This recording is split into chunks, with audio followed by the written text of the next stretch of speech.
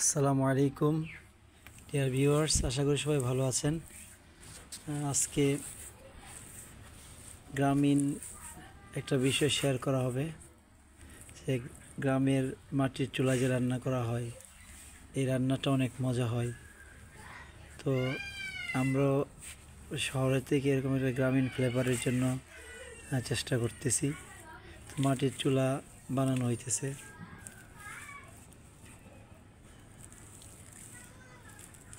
আপনি দেখেন, এটার জন্য যে পলি মাটি আনা হয়েছে নদীর পাড় থেকে। এই পলি মাটিগুলি খুব আঠালো, সেগুলোতে চুলা অনেক সুন্দর হয়।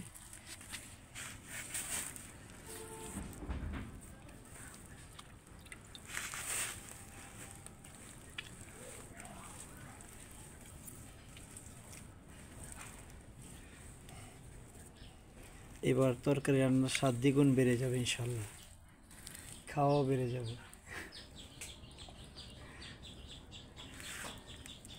হ্যাঁ, ওইদিকে একটু বেশি দাও মাটি, সুন্দর করে।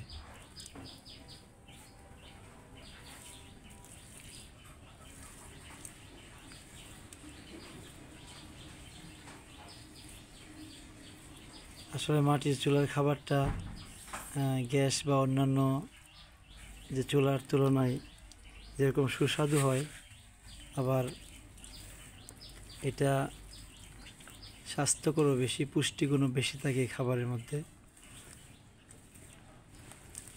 তো এইসব চিন্তা ভাবনা থেকেই মাটির চুলায় রান্নার প্রস্তুতি চলতেছে।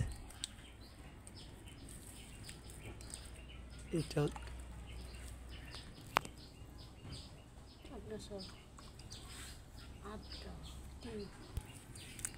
কেন বলছি যে যারা ভিউয়ার্স, যারা দেখতেছেন ধৈর্য সহকারে ভিডিওটি, তো যাদের এরকম সুযোগ আছে, আসলে মাটির চুলার ব্যবস্থা থাকা উচিত।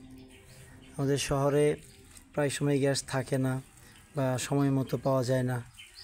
এই সমস্ত বিষয়গুলোকে আসলে ওভারকাম করার জন্য বিকল্প হিসেবে গ্যাসের মাটির চুলা জরুরি।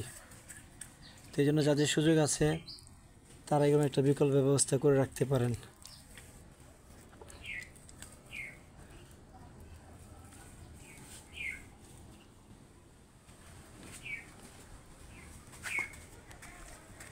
দেখতে পাচ্ছেন আমাদের চুলার শেপটি সুন্দর করে তৈরি করেছে। ভিতরের অংশটা দেখেন, ভিতরে মাটিগুলোকে ভালোভাবে বসিয়ে নেওয়া হয়েছে যাতে ভালো হিট হয়। তারপরে দেখেন, এটা চুলার মুখ, এই যে লাকড়ি দেওয়া হবে। তারপর চারপাশটা এরকম সুন্দর করে লেপে নিতে হবে।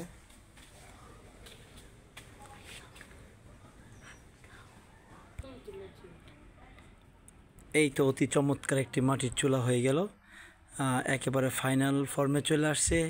এবার আপনারা দেখে নেন চুলাটি।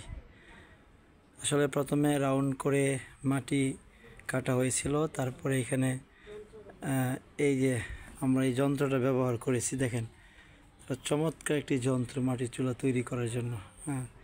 তো এটা দিয়েই এই গর্তটা করে তারপরে এখানে শেপ তৈরি করা হয়েছে। তারপরে পলি মাটি দিয়ে সুন্দর করে লেপে দেওয়া হয়েছে। পুরো সাইডটা দেখেন, চারপাশে দেখেন।